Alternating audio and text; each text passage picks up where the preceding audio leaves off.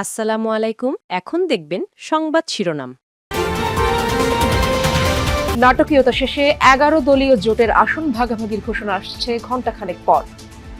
প্রথম কথা হচ্ছে আমরা কোনো বিপিএল এ ম্যাচ না হওয়ায় স্টেডিয়ামে দর্শকদের ভাঙচুর, পরিচালক নাজমুলের পদত্যাগ দাবিতে অনর কোয়াব, অনির্দিষ্টকালের জন্য স্থগিত টুর্নামেন্ট। জুলাই যোদ্ধাদের দায় মুক্তি ও সুরক্ষা আইনের অধ্যাদেশ অনুমোদন, ব্যক্তি স্বার্থে হত্যাকাণ্ড হলে অভিযোগ করা যাবে মানবাধিকার কমিশনে। মার্কিন অভিবাসী ভিসা নিষেধাজ্ঞায় ভাবমূর্তি সংকটে বাংলাদেশ, প্রভাব পড়তে পারে অন্য দেশেও, কূটনীতির পাশাপাশি রাজনৈতিক চেষ্টার তাগিদ। এতক্ষণ দেখছিলেন সংবাদ শিরোনাম, এখন দেখবেন বিস্তারিত। শেষ পর্যন্ত ১১ দলীয় জোট ভাঙছে না বলে জানিয়েছেন শীর্ষ নেতারা। বৃহস্পতিবার ১০ দলের শীর্ষ নেতারা বৈঠক শেষে সাংবাদিকদের বলেন, ইসলামী আন্দোলন সহ ১১ দলের মধ্যে আসন সমঝোতা হচ্ছে। বৈঠক শেষে বাংলাদেশ খেলাফত মজলিসের আমির মাওলানা মামুনুল হক বলেন, ইসলামী আন্দোলন সহ ১১ দলের সংবাদ সম্মেলন হবে রাত ৮টায়। সংবাদ সম্মেলনে চূড়ান্ত আসন তালিকা ঘোষণা হবে।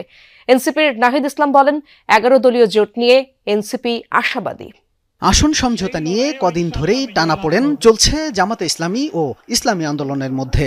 গুঞ্জন উঠে ১১ দলীয় জোটে থাকছে না ইসলামী আন্দোলন।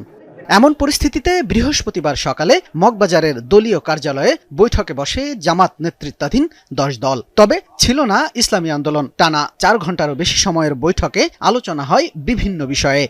বৈঠক শেষে এনসিপির আহ্বায়ক নাহিদ ইসলাম বলেন, ভাঙন নয়, ১১ দলীয় জোট পূর্ণাঙ্গ করতেই নেওয়া হচ্ছে কিছুটা সময়। খুবই অল্প সময়ের মধ্যে এই জোট প্রক্রিয়াটা একটা নতুন দিকে যাচ্ছে। সেহেতু হয়তো একটু মতভিন্নতা থাকতেছে, আমরা সেগুলো আলোচনার মাধ্যমে সমাধান করছি। আমরা শেষ পর্যন্ত চেষ্টা করব এই জোট যাতে অটুট থাকে।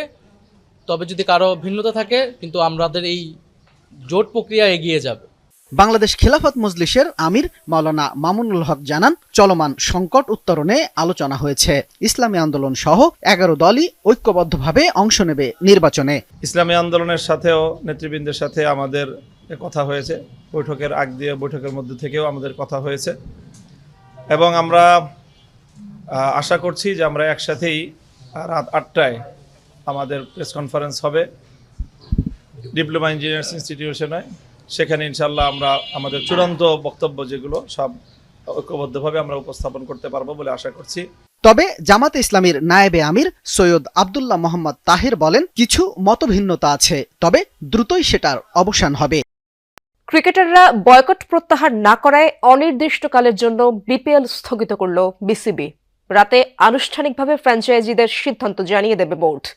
এদিকে বৃহস্পতিবার দুপুরে নিজেদের অবস্থানে অনড় থাকার ঘোষণা দেয় ক্রিকেটারদের সংগঠন কোয়াব। পরিচালক নাজমুল ইসলাম ৪৮ ঘন্টার মধ্যে পদত্যাগ করবেন এমন প্রতিশ্রুতি দিলেই কেবল ফিরবেন মাঠে, এমন সিদ্ধান্তের কথা জানান সভাপতি মোহাম্মদ মিঠুন। বিপরীতে ফিনান্স কমিটির পদ থেকে নাজমুলকে সরিয়ে দেয় বিসিবি। বাংলাদেশের ক্রিকেটে খেলার চেয়ে ধুলা বেশি, ব্যঙ্গ করে বলা প্রবাদটা হয়তো সত্যি হতে যাচ্ছে। সবকিছু ঠিক থাকলে বৃহস্পতিবার দুপুরে চট্টগ্রাম নোয়াখালী ম্যাচ দিয়ে মাঠে গড়ানোর কথা ছিল বিপিএল এর ঢাকা পর্ব। কিন্তু ক্রিকেটারদের বয়কটের কারণে বন্ধ খেলা, টিকিট কেটে মাঠে আসা দর্শকরা হয়ে ওঠে আগ্রাসী।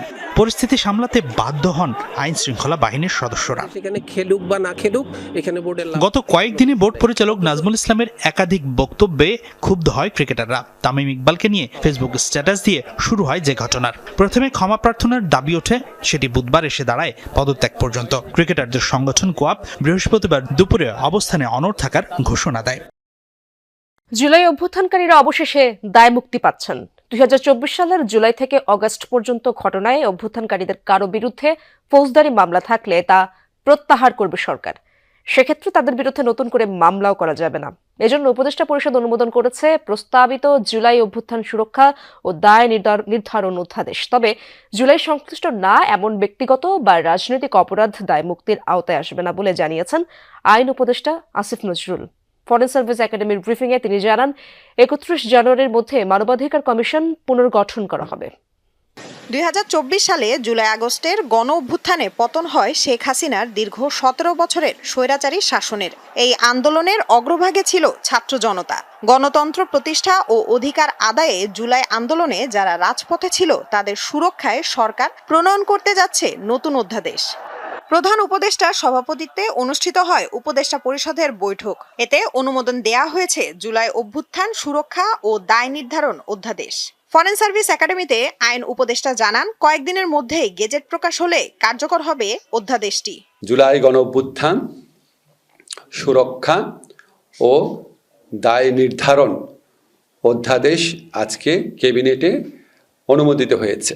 জুলাই গণঅভ্যুত্থানকালে রাজনৈতিক প্রতিরোধের উদ্দেশ্যে সংগঠিত কার্যাবলী থেকে জুলাই গণঅভ্যুত্থানকারীদের দায়মুক্তি দেওয়া হয়েছে। জুলাই গণঅভ্যুত্থানকারীদের বিরুদ্ধে ফৌজদারি মামলা, রাজনৈতিক প্রতিরোধের উদ্দেশ্যে সংগঠিত কার্যাবলীর কারণে যদি কোনো ফৌজদারি মামলা হয়ে থাকে তাহলে সেই মামলাগুলো প্রত্যাহার করার পদক্ষেপ সরকার নিবে। জুলাই আগস্টে সংগঠিত রাজনৈতিক প্রতিরোধের উদ্দেশ্যে সংগঠিত কার্যাবলী।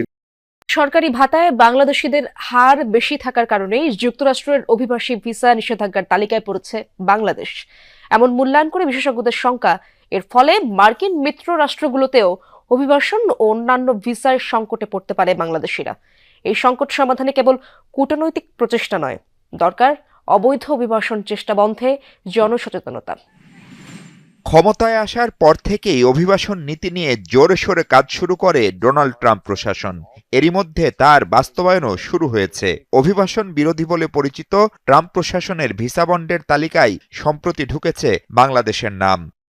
তখনই বলা হয়েছিল যুক্তরাষ্ট্রে বিভিন্ন সামাজিক সুবিধা গ্রহণকারীদের তালিকায় ওপরের দিকে বাংলাদেশিরা। সেই ধাক্কায় এবার ৭৫টি দেশের জন্য অভিবাসী ভিসা স্থগিত করার যে সিদ্ধান্ত নিয়েছে যুক্তরাষ্ট্র, তাতেও ঢুকে গেছে বাংলাদেশ। এই অঞ্চলের পাকিস্তান, আফগানিস্তান, থাইল্যান্ড, এমনকি রাশিয়াও আছে এই তালিকায়। প্রশ্ন হলো, কি বিবেচনায় এসব সিদ্ধান্ত নিচ্ছে ট্রাম্প প্রশাসন? রিপাবলিকান সরকার, এটা রক্ষণশীল সরকার, এবং এই রক্ষণশীল সরকার সবসময় মাইগ্রেন্টের বিরুদ্ধে কথা বলে, ইমিগ্রেন্টদের বিরুদ্ধে কথা বলে এবং ইমিগ্রেন্ট ভিসার বিরুদ্ধে কথা বলে। যে সমস্ত দেশ বা যে সমস্ত দেশের আবেদনকারীরা এই সুযোগ সুবিধাগুলো যথেচ্ছভাবে ব্যবহার করেন অথবা হয়তোবা তারা মনে করছেন যে মিসইউজ করেন, তাদের বেলায় এই নীতিটা কার্যকর করছে। অলমোস্ট ৫৫% বাংলাদেশি ইমিগ্রেন্টরা বিভিন্ন রকমের সরকারি সহায়তা ভাতা নিয়ে থাকেন, যেটা মার্কিন যুক্তরাষ্ট্রের যে সোশ্যাল সেফটি নেটওয়ার্ক আছে সেটার উপর একটা বড় রকমের প্রেসার তৈরি করে। খবরে বলা হয়েছে ২১ জানুয়ারি থেকে কার্যকর হচ্ছে এই সিদ্ধান্ত।